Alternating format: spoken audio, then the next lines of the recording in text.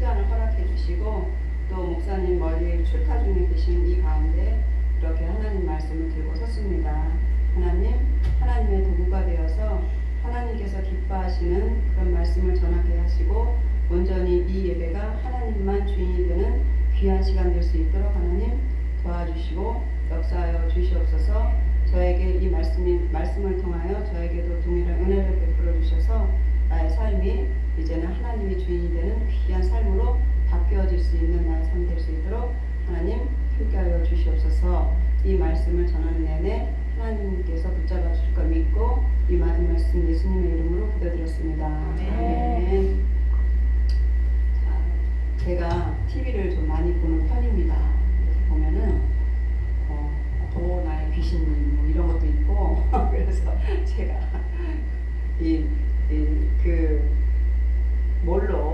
무엇으로 제목을 전할까 하다가 이게 좋겠다. 그래서 제가 나의 주님 어디서 많이 들어보셨죠? 그래서 제가 이제 오늘 말씀을 가지고 이렇게 섰습니다. 자, 제가 이제 이 말씀을 전하면서 말씀을 준비하면서 이게 이 본문에 보면 청년이 나오잖아요. 우리 많이 들었잖아요. 그렇죠? 한 청년이 나오고. 근데 지금 보면 우리가 코로나 아주 코로나가 아주 만연해 있습니다. 그죠? 그래서 이 만연해 있는 코로나 속에 도대체 누가 주인인지 그 부분도 저는 헷갈리는 거예요. 왜? 이제 사람이 주인이 돼야 되는데 코로나가 주인이 되어가지고 코로나가 번졌습니다. 교회 못 갑니다. 집에 있으세요. 이러면 집에 있어야 되고 또 마스크 쓰세요. 그럼 또 마스크 써야 되고 어떻게 우리가 사람이 주장해서 이 세상을 살아가는 것이 아니라 코로나가 사람을 주장하고 있는 그런 시대가 왔어요. 그래서 이 시대에 참 코로나라는 이 보이지 않는 작은 바이러스가 사람을 이렇게 주관할 수도 있구나. 우리가 살아보지 못한 시대를 살고 있죠. 그래서 제가 이 말씀을 이렇게 준비하면서 여기는 이 젊은이는 하나님 앞에서 어떻게 영생을 얻어야 하겠습니까? 이렇게까지 수준 있는 질문을 하는데 우리는 먹고 살기 힘들어서 어떻게 살겠나? 이래가면서 이렇게 살고 있는 우리를 보면서 나도 좀 수준이 있었으면 좋겠다 이런 생각을 해봅니다. 참 우리가 보면 잠깐 살고 가는 세상인데도 불구하고 먹고 사는 게 이렇게 중요하죠. 그렇죠?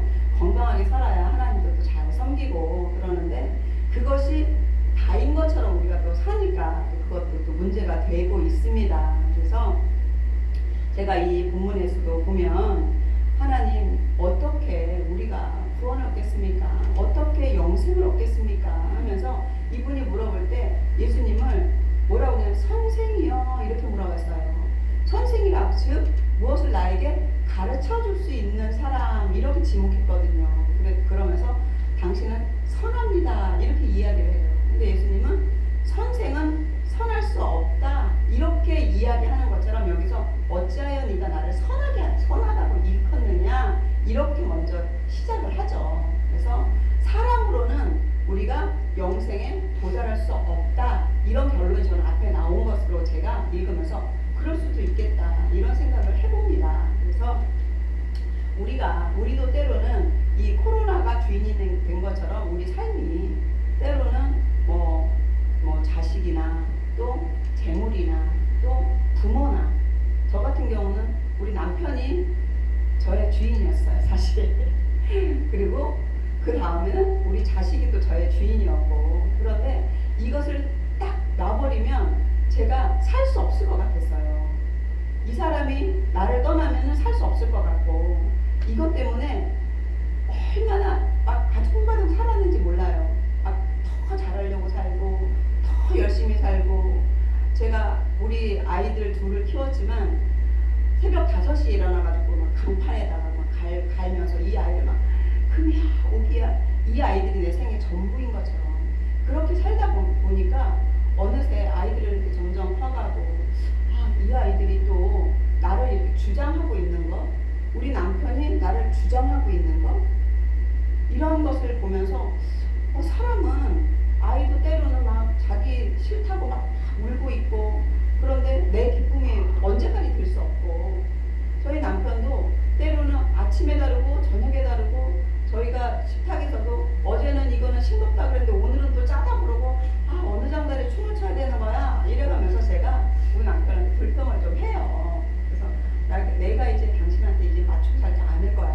이제 나의 길을 갈 거니까 당신이 따라와. 그랬더니 우리 남편이 그래 당신 인생 살으라고 뭐 이래가면서 아니 꼭다 뭐 이래가면서 이야기를 해요. 그러니까 주인, 그것이 또 내가 나의 주인이 될 수 있을까, 이거에 대해서 또 이렇게 봅니다. 그래서 내가 나의 주인이 될 수 있을까? 저도 아침 저녁 기분이 달라요.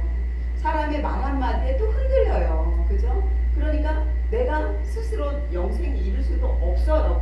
보니까 완전하지 않거든요. 그런데 여기 나온 이 청년을 보면 모든 그 예배 생활과 이런 것들을 너무너무 잘하는 청년이에요. 그렇죠? 보면은 여기서 모든 것을 내가 지켰다. 내게 보면 내가 어찌하여 나를 선하다 하느냐. 그리고 그 밑에 19절 보면 내가 계명을 안 하니 살인하지 말고 간음하지 말고 도둑질하지 말고 거짓 증언하지 말고 석유 빼앗지 말고 내 부모를 공경하라. 즉 이것은 거의 우리가 10계명이 거의 다 들어가 있는 거잖아요. 그렇죠? 이웃에 대한 거, 하나님에 대한 거, 부모에 대한 거, 이게 다 들어갔어요. 율법이죠, 율법. 그런데 이 젊은이가 뭐라고 하냐면 저 그거를 다 지켰어요. 그랬어요. 그랬더니 예수님이 참 기뻐했어요. 그래, 네가 이것에 대해서 정말 예배도 오늘날에 말하면 예배도 참 잘 지키고 네가 11조도 하고 정말 잘하고 있구나. 그러면서 이것으로는 영생에 들어갈 수 없다. 단 한 가지가 있는데 여기 뭐라고 하냐면 내 재물을 팔아서 가난한 자에게 나누어 주어라. 이렇게 이야기하거든요. 그랬더니 이 청년이 뭐라고 하냐면 그거는 생각해봐야 될 문제인데요.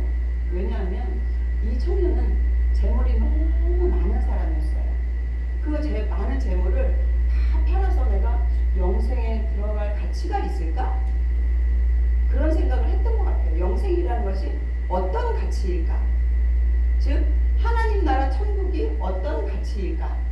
이것에 대해서 고민하며 돌아가고 이렇게 안 하거든요.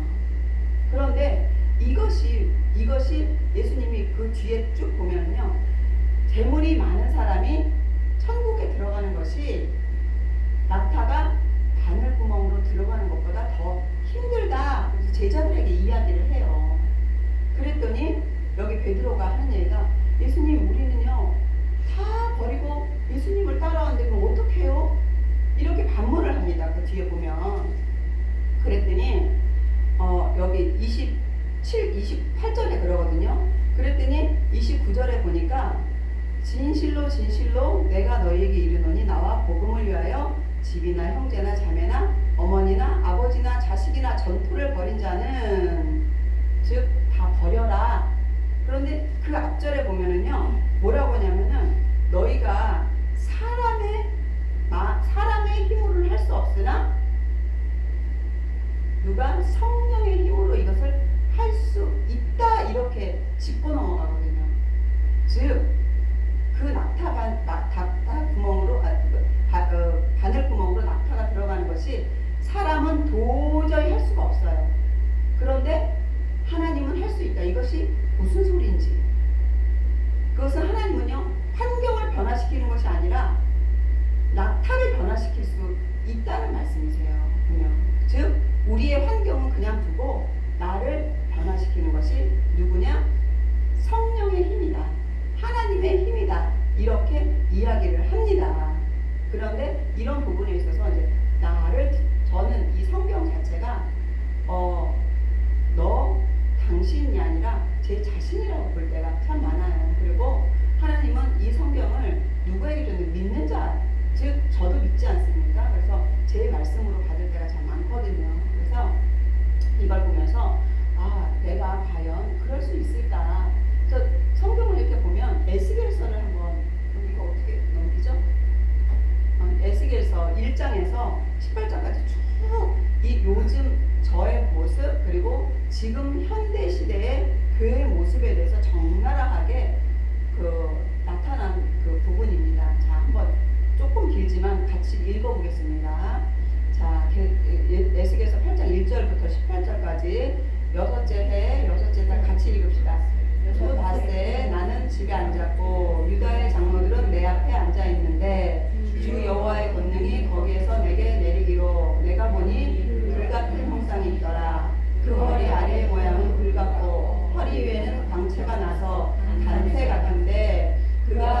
같은 것을 펴서 내 머리털 한 모습을 잡으며 주의 영이 나를 들어 천지 사이로 올리시고 하나님의 환상 가운데 나를 이끌어 예루살렘으로 가서 안들로 들어가는 북향문에 이르시니 거기에 질투의 우상 곧 질투를 일어나게 하는 우상의 자리가 있는 곳이라.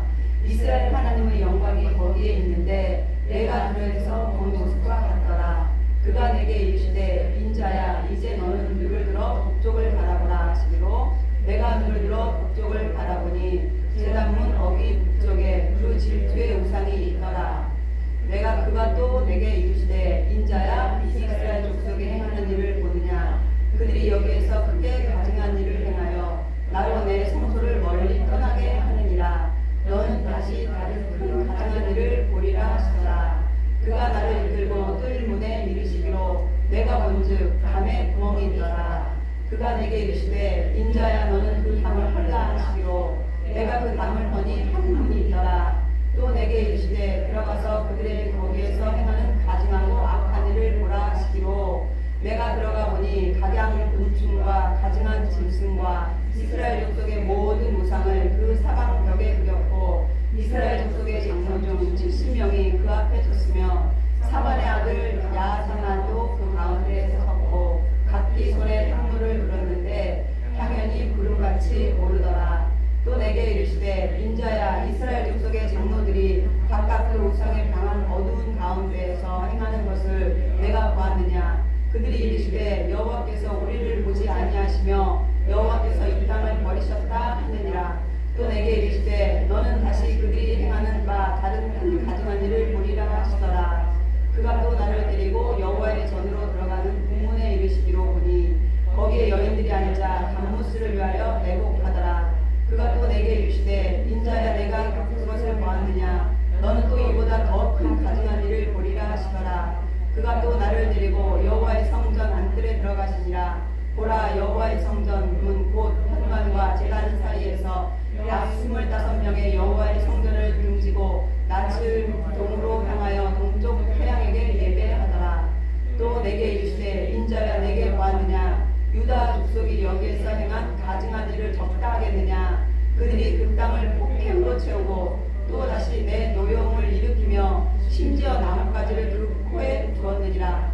그러므로 나도 분노로 갚아 불쌍히 여기지 아니하며 긍휼을 베풀지도 아니하리니 그들이 큰 소리로 내 귀에 부르짖을지라도 내가 듣지 아니하리라. 아멘. 좀 길죠. 그러나 굉장히 중요한 말씀입니다. 여기 에스겔서 8장 1절에서 18절은요. 에스겔을 하나님이 이렇게 들어서 에스겔에게 이상으로 지금의 교회, 즉 그때는요 하나님의 그 성전을 보여준 거예요. 하나님의 성전에서 어떤 일이 있습니까? 하나님의 말씀이 선포됩니다. 그리고 하나님의 말씀에 따라서 복을 주시는 것이 바로 성전입니다. 그런데 이곳에서 보면 3절에 보면요 질투를 일어나게 하는 우상 자리가요 이 성전을 들어가는 입구에 있어요. 즉 이것은요 바알과 아세라 신상입니다. 그리고 또 5절에도요 제단문 어귀 북쪽에 그 질투의 우상이 있더라. 거기에도 또 있었어요. 그리고 7절 8절 보면은요 담을 헐어봐라. 그 성전 중앙으로 가서 이 담을 헐어봐라. 그랬더니 그 담을 헐었더니 곤충과 또 짐승과 이런 문양들을 새기고 거기에 절하는 누구? 장로들을 봅니다. 70인 장로. 장로는 누구죠? 장로라는 것은 이때 장로는요 우리 교회 지금 지도자들을 얘기합니다. 지도자들. 종교 지도자들이 우상 숭배를 하고 있어요. 그리고 또 12절, 11절, 12절, 14절, 16절 계속 담무스에게 절하고 16절에 태양신에게 절하고 온갖 신들이 다 모여 있어요. 그런데 여기서 공통적인 건 뭐냐 하면 이 신들이 모두가요 풍요의 신이라는 거예요. 풍요의 신. 풍요의 신. 우리가 먹고 사는 문제, 물질의 문제, 아세라 여러분 잘 아시죠? 바알과 아세라 다 풍요.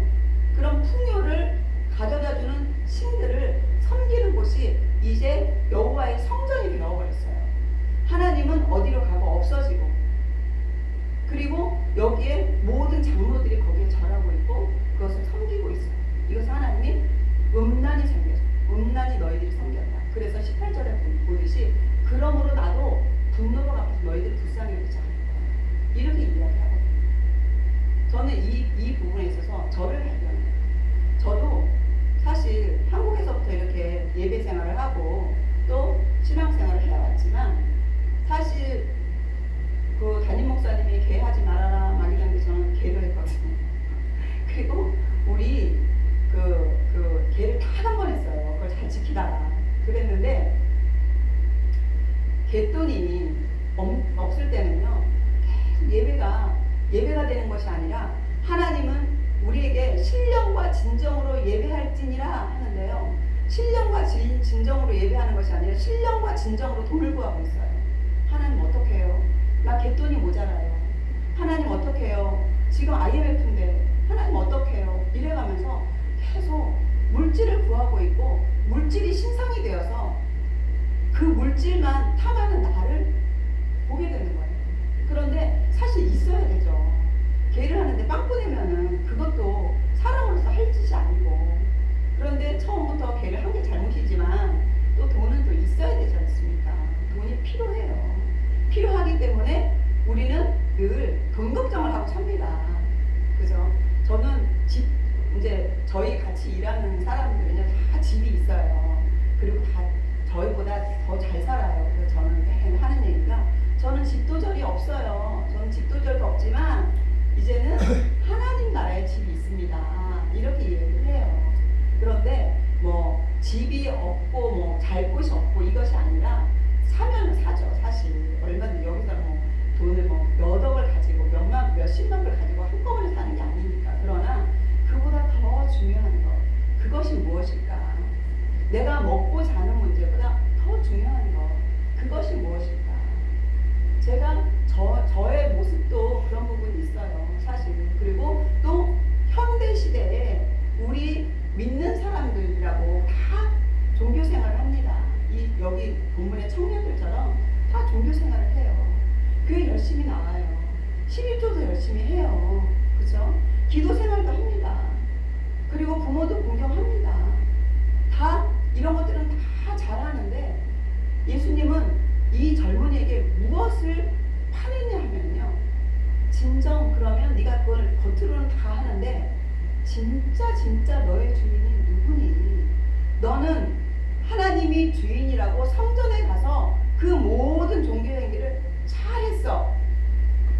그런데 이제는 단 한 가지가 부족한 게 있는데, 이것을 네가 한번 돌아봐야 될 문제야. 즉 하나님이 저를 지적한 것처럼 이 젊은이에게 실질적인 너의 주인이 누구냐?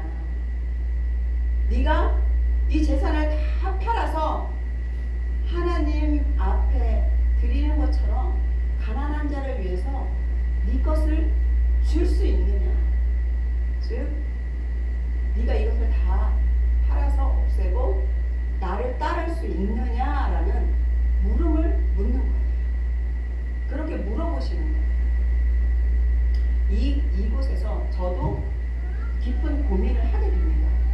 과연 내가 하나님을 일컬으면서 주님, 하나님, 주님, 오직 나는 주님만 사랑하고 주님만 섬깁니다. 이렇게 늘 기도합니다. 주여, 제가 기도에 인도하잖아요. 그러면 여러분 주여 삼창합니다. 그래서 주여 하거든요. 그 주인은 주인 주자잖아요. 근데 진짜 나의 주인이었나? 이 부분을 돌아보게 하는 본문이었어요. 그런데 저도 이 본문을 통해서 내가 돈이 생긴다면 누가 지금 주일 어기고 와갖고 하루 일해주면 내가 10만 불 줄 거야. 이러면 제가 그것을 뿌리치고 갈 수 있는가? 그것에 대해서 전 팔을 재산은 없지만 그렇게 준다면, 아니면 내가 100만 불짜리 집 하나 줄게, 오늘 와서 일해. 그런다면 예배가 아니라 그곳에 갈 것인가? 아니면 저는 그래도 예배를 드리겠습니다. 이럴 것인가? 저 혼자 상상을 해봤어요. 근데 저는 허니를 벗을 때 아마도 100만 불이면 갈 것 같아요. 즉 나의 주인은 아직 하나님이다. 하나님이다. 여러분은 어떻습니까? 여러분은 100만 불 준다. 그러면 안 가고 저는 예배 드려야 됩니다. 그럴 자신이 있습니까? 제가 찔림이 돼서 여러분에게 똑같은 이런 그 문제를 한번 제기해 보는 거예요. 그리고 이민사회라는 게 너무 바쁘잖아요. 주일날 일을 안 할 수 없는 상황, 이런 것도 또 종종 오고. 그런데 이곳에서 참 주의를 지킨다는 게 얼마나 힘든가. 하나님을 주인으로 섬긴다는 게 얼마나 힘든가. 이 부분에 있어서 저도 고민이 되더라고요. 그래서 보면 마태복음 6장 24절을 보면요, 한 사람이 두 주인을 섬기지 못할 것이니 혹 이를 미워하고 저를 사랑하거나 혹 이를 중히 여기고 저를 경히 여깁니다. 너희가 하나님과 재물을 겸하여 섬기지 못하느니라. 예수님이 이렇게 말씀하셨거든요. 그런데 왜 여기서 하필 재물이 대두됩니까? 에스겔서에 보면요, 에스겔서 우리가 읽은 그 말씀에 보면요, 거기에서 모든 신들이요, 거기에 있는 모든 각양 신들이 모두 재물이신거든요. 재물을, 사람을 가장 약하게 하는 게 재물이에요. 물질이 없으면 못 살 것 같아요. 그렇기 때문에 물질에 약할 수밖에 없어요. 하나님은 눈에 안 보여요. 그렇죠? 그런데 일주일 동안 일하고 힘들게 일했지만 주급이라는 돈이 딱 손에 쥐어지면은요, 뭐라 그래요? 내가 이 맛에 일하지. 보람이라는 것을 느낍니다. 그죠? 그런데 하나님의 일은 어떻게 보면요, 특히 사역자들이 가장 힘들어하는데요, 열매가 잘 안 보여요. 열매가 잘 안 보여요. 그렇기 때문에 여기 우리가 그 에스겔서 10절에 보면요, 그들이 뭐라고 하냐면 하나님이 우리를 버렸다 이렇게 이야기하거든요. 즉 우리가 눈에 안 보이고 하나님 일을 손에 잡히는 게 없으니까 하나님은 우리를 버렸어. 우리가 예배를 드려도 하나님은 돈을 안 줘. 왜? 이 사람들, 이 모든 사람들은 돈을 추구했기 때문에 하나님을 자기 방식대로 우상으로 만들어 놓은 거예요. 내가 교회 가면 하나님이 돈을 줄 거야. 돈을 줍니다. 하나님은 거지가 아니에요. 하나님이 돈이 없으신 분이 아니에요. 보면 잠언서 8장 21절에 보면요, 나를 사랑하는 자가 재물을 얻어서 그곳에 채우게 하려 함이니라. 그 쉬운 성경에 보면요, 8장 21절 똑같은 말씀입니다. 한번 읽어봅시다. 모두 시작. 나를 사랑하는 자들에게 엄청난 재물을 주어 그들의 금고를 가득 채워준다. 어때요? 하나님이 돈이 없으신 분입니까? 하나님은요, 우리의 금고를 엄청난 재물로 채워줄 수 있는 분이에요. 그런데 그 하나님이 안 보이고 하나님의 법대로 믿지 않고 하나님이 하라는 대로 믿는 것이 아니라 내가 하고 싶은 대로, 그대로 내가 믿고 싶은 대로 하나님을 믿기 때문에 하나님은 그게 아니다. 너희가 완전하지 않거든. 내가 어리석은 것이 너희의 지혜로운 것보다 더 뛰어나거든. 얘들아, 나를 봐봐봐. 내 손에 있는 선물 보따리만 보지 말고 나를 보란 말이야. 하나님이 늘 말씀하시는 게 초점이 하나님께 와라, 나에게 와라, 이 말을 하는 거예요. 잠언서 22장 4절 봅시다. 겸손과 여호와를 경외함의 보상은, 이렇게 나와요. 겸손과 여호와를 경외함의 보상이 따라요. 보상이. 하나님을 사랑하는 것이, 하나님 앞에 두렵고 떨림으로 우리가 나를 청결하게 사는 것이 보상이 따라요. 하나님은 보상을 해주시는 분이에요. 그것이 무엇이냐? 재물과 영광과 생명입니다. 재물과 영광과 생명. 그런데 우리는 하나님은 재물을 안 주시는 분이야, 이렇게 말씀하시거든요. 저는 단언컨대 그렇게 생각하지 않습니다. 그리고 제가 하나님을 믿고 나서 아무리 어려워도 사람들에게 손을 벌려본 적이 없어요. 제가 간증합니다. 그렇다고 제가 막 부자로 살진 않지만 다른 사람에게 꾸지 않을 만큼은 살고 있거든요. 그런데 그렇게 우리 남편 IMF 때 우리 남편이 귀금속을 했어요. 그 귀금속 세공하고 이런 공장을 했는데 불경기가 딱 오잖아요. 그러면 제일 먼저 타격받는 게 귀금속이에요. 왜냐하면 그거는 먹고 사는 문제하고 상관이 없거든요. 막 경기가 좋아야지 흥청망청 돈을 막 벌 수 있는 게 귀금속이거든요. 그런데 경기가 딱 안 좋아지면 먼저 귀금속 계통이 타격을 받더라고요. 그래서 굉장히 어려운 속에 있을 때도 있었습니다. IMF 때. 그럼에도 불구하고 하나님은 그 어려움 속에서 사람들에게 손을 벌려가면서 나를 살려주세요, 나에게 돈을 부어주세요, 이렇게 하기보다는 하나님 앞에 무릎 꿇어서 하나님 어떻게 해요? 어떻게 해요? 하나님 나를 살려주세요. 하나님 앞에 살려달라고 소리쳤을 때 하나님이 그 모든 문제를 해결해 주시는 것을 저는 너무너무 많은 체험을 했어요. 여러분, 눈에 보이는 사람은요, 체주가 되어서 나를 종을 삼아버립니다. 내가 사람에게 돈을 꾸면은요, 그 돈을 꾸어준 사람의 종이 되는 게 이 세상의 이치예요. 그러나 하나님은 나에게 뭐라고 하냐면 너는 나의 종이 아니라 나의 벗이라고 이야기합니다. 나의 사랑하는 자녀라고 이야기합니다. 어떤 자녀가 어떤 부모가 자녀에게 돈을 부어주고 돈을 주면서 너 이거 안 갚으면 넌 내 종이 될 거야, 이렇게 말하는 부모가 있습니까? 나의 생명을 다 주어도 부족함이 없는 게 자식이잖아요. 하나님은 우리의 아버지고 우리의 부모예요. 여러분, 어려움이 있고 힘든 문제가 있고 하면 사람을 원망하고 사람을 욕하고 사람에게 달려가지 말고 여러분 제발 부탁합니다. 성전에 나오세요. 그리고 이렇게 지금 카페트도 잘 깔아서 너무너무 포근포근하거든요.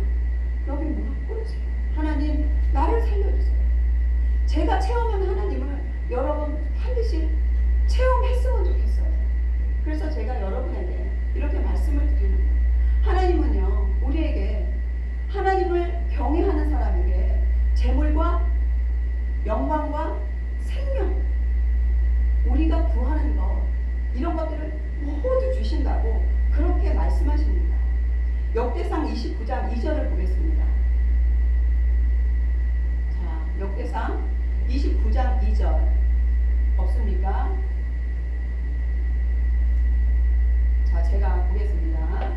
부와 귀가 주께로 말미암고 또 주는 만물의 주제가 되사 손에 권세와 능력이 있나니. 저기 나왔네요.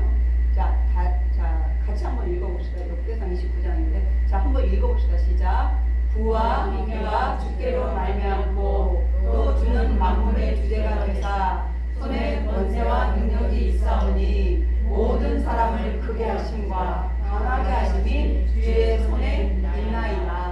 자, 우리 하나님이 어떻게, 우리 하나님의 손에 뭐가 있어요? 부와 귀가 주께로 말미암고, 여기 부가 있어요. 에스겔서에 있는 모든 장로들, 70인 장로들이 섬기던 그 우상들이 하나님의 창조물이거든요. 사람들이 만들어 놓은 우상이거든요. 그 우상한테 절했던, 그 추구하면서 절했던 그 목적이요, 다 하나님 손에 있어요. 부와 귀가 주께로 말미암고 또 만물의 주제가 된다. 모든 손에, 하나님의 손에 권세와 능력이 있다. 사람의 크게 하심과 작게 하심도 하나님 손에 있다. 하나님은요, 우리를 성경을, 이 말씀을요, 약속의 말씀으로 주셨어요. 약속의 말씀. 제가 이것에 대해서 이제 한 신학교 그 교수님을 예를 한번 들어보겠습니다. 어떤 분이 신학교에 가서 제가 여기서 공부를 하고 목사 안수를 받고 싶습니다. 그랬더니 그러면 그 하나님이 주신 소명이 무엇입니까? 글쎄요, 제가 공부를 하라고 소명을 받았는데 아직 어떤 소명인지는 알 수 없습니다. 공부를 먼저 하라고 하셔서 왔습니다. 근데 그 목사, 이분을 안내하신 그 목사님과 상담하신 목사님이 하시는 이미 신학교를 다 마치고, 훌륭한 신학교를 다 마치고 거기에서 상담사로 있으면서 이제 자기가 본인이 갈 그 사역직을 찾고 있었어요. 그래서 그러면 상담하시는 분이, 그러면 목사님은 어떤 곳에 가시기를 원하십니까? 근데 그분이 3개국어가 능통하신 분이거든요. 그리고 히브리어, 헬라어가 능통하신 분이에요. 굉장히 유식하시고 많이 배우시고 박사가 몇 개 있으시고 이런 분이거든요. 그래서 너무 존경스럽죠. 그래서 그러면 목사님, 그럼 사역을 어디에서 하고 싶으세요? 하셨더니 그 목사님이 하시는 말씀이, 그래도 목회자는 한국에 가야 대접받죠. 그래서 한국으로 지금 알아보고 있습니다. 깜짝 놀란 거예요. 그렇군요. 한국이 대접을 받는군요. 그런데 하나님이 목사님에게 그 많은 공부를 시키시고 3개국어 능통하게 하시고 히브리 헬라어를 그렇게 능통하게 하시고 한국어는 모국어이고, 그런데 과연 하나님이 한국어를 보내시려고 그 많은 지식을 배우게 하셨을까요? 반문을 했어요. 그 목사님도 성경을 가지고 공부하신 분이고, 또 성경을 가르치시는 분이고, 또 설교를 하시는 분이고, 과연 그 목사님에게는 어떤 것이 그 자신의 우상이 되었습니까? 우리는 흔히 좋은 자리로 가고 싶고, 풍요한 곳에 가고 싶고, 많은 주급을 주는데 가고 싶고, 그것이 우리의 마음이에요. 그런데 사역자는 우리하고 다르다 이렇게 생각을 하잖아요. 사역자는 똑같더라고요. 저도 사역자지 않습니까? 어떻게 하면 좋은 교회, 어떻게 하면 큰 교회, 어떻게 하면 담임 목사 이래가면서 자기의 자아를 죽이고, 이거 하나님의 그 말씀에 순종하면서 따라가기보다는 내가 좋은 곳, 내가 높아지는 곳, 그것을 따라가는 그런 목회자를 하게 된 거예요. 그 목사님이 너무너무 실망, 이런 간증을 하시더라고요. 즉, 여기 있는 70인 장로나 지금 목회자에 있는 목회자나 함께 예배드리는 성도나 다를 게 없다는 거예요. 지금 시대가. 그러면 우리가 이 시대가 그렇다고 시대를 줄곧 따라가야 할까요? 하나님은 우리에게 말씀하십니다. 이 시대를 본받지 마라. 이 시대를 본받지 마라. 나를 바라봐라. 내 손에 모든 게 있는데 이게 누구를 위한 건지 아니?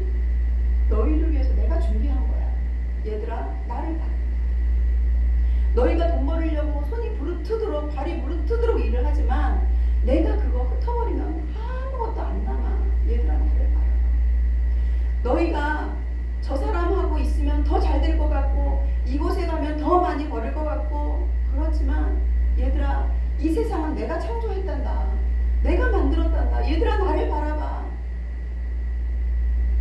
내가 너희를 위해서 준비한 복이 이렇게 큰 복이야. 얘들아, 제발 나를 봐라. 부모의 심정이잖아요. 우리가 아이들이 잘못 가면 그 아이를 뜯어 말리지 않습니까? 때려서라도. 하나님은요, 우리를 때려서라도 인생의 채찍으로, 인간의 올바른 길로 인도하시는 하나님이세요. 이렇게 이 젊은 청년처럼 예수님을 찾아와서 물었던 영생을 어떻게 해야지 얻습니까? 이 청년처럼 우리가 하나님 앞에 가까이 가고 우리의 문제를 하나님 앞에 나아가서 하나님 앞에 구한다면 영생과 부와 귀와 명예와 권세와 이것을 다 주겠다. 하나님의 약속의 말씀이세요. 근데 우리는 눈에 안 보이는 하나님은 믿지 못했어요. 믿지 못하겠어요. 나 그냥 내가 눈에 보이는 물질 따라갈래요. 이렇게 따라가고 있는 나 자신을 발견하게 됐습니다. 여러분, 지금 나의 주인이 이 재물을 따라가는 이 청년입니까? 아니면 이제는 주인을 바꿔서 하나님만이 내 주인이 돼서 하나님이 주시는 이 많은 재물, 이 많은 부귀, 이 놀라운 영생, 이것을 우리의 삶이 되기를 원하십니까?